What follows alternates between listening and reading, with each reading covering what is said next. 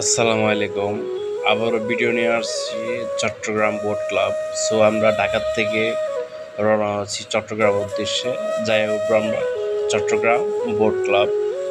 Already আমরা চট্টগ্রাম পৌঁছে গেছি। এটা চট্টগ্রাম বোট ক্লাব। অপরূপ সৌন্দর্য, যেটা না গেলে আপনারা বুঝতে পারবেন না। তো আমরা ক্লান্ত ছিল, অনেক রোদ ছিল। সরাসরি আমরা রিসেপশনে যেয়ে চাবি নিয়ে রুমে চলে যাই।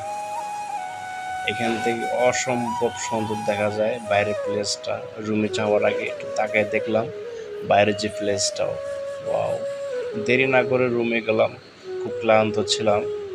ক্লান্ত রুমে যেয়ে এতটা ক্লান্ত ছিলাম যেটা বলার বাইরে। রুমের ভিউটা অসাধারণ, অসম্ভব সুন্দর ভিউ রুমের।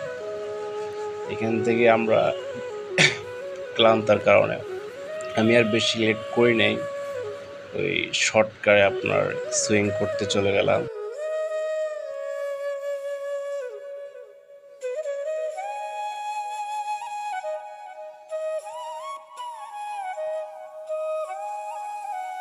একটা কথা, আমার যে রুম থেকে যে ভিউটা একদম এই বোট ক্লাবের সুইমিং পুল থেকে পত্তাঙ্গা নেপাল যে নদীটা দেখা যায়। দেখুন আমি দেখাচ্ছি।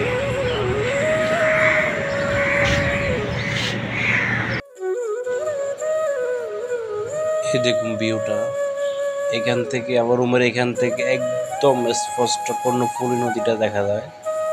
দেরি না করে যেরকম আছে এরকম সুইমিং করতে নেমে গেলাম। আমি অনেকক্ষণ সাঁতার কাটছি, প্রায় 1-2 ঘন্টা সাঁতার কাটে খুব ক্লান্ত হয়ে গেছে। বিকেলবেলা এত ঘুম দিছি, সন্ধ্যা হয়ে গেছে। এখানে নাস্তাটা করে নিলাম। এখান থেকে কর্ণফুলীর যে সৌন্দর্যটা দেখুন, ওয়াও। আর এখানে এখন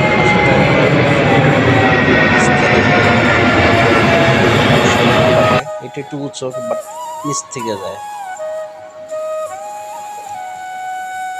চট্টগ্রাম বোট ক্লাব ভিতরে অসম্ভব সৌন্দর্য।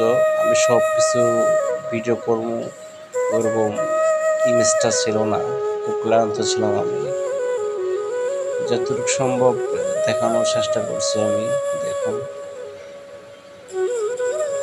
এটা হচ্ছে কি, চট্টগ্রাম বোট ক্লাবটা হচ্ছে নৌবাহিনী নিয়ন্ত্রণ করে, রক্ষণাবেক্ষণ, পরিবেশ সবকিছু নৌবাহিনী। এখান থেকে আমরা কর্ণফুলী টানেলটা দেখার জন্য রওনা দিলাম, চলে গেলাম কর্ণফুলী টানেল দেখার জন্য। একটা ঘুরনা দিয়ে আসলাম, ওয়াও। আরো বেশ কয়েকবার কর্ণফুলী টানেল ঘুরে গেছি। যাক, এসে ঘুমালাম। সকালটা এত সুন্দর ছিল। সকালটা ব্রেকফাস্ট করার জন্য আমি যাচ্ছিলাম রেস্টুরেন্টে, দেখছি দুই পাশে দুইটা জাহাজ শিফট, একটা তেলের, একটা হচ্ছে কন্টেইনার শিফট আর কি। চলে গেলাম পতেঙ্গা, এখান থেকে একটু ঘুরে আসলাম। খুব ভালো লাগছিল, আর অনেক রোদ ছিল, যেটা কোনোভাবে অ্যাডজাস্ট করার মতন অসম্ভব হয়ে দাঁড়িয়েছিল। সব মিলে আমরা 1-2 দিন ছিলাম, চলে আসছে আবার।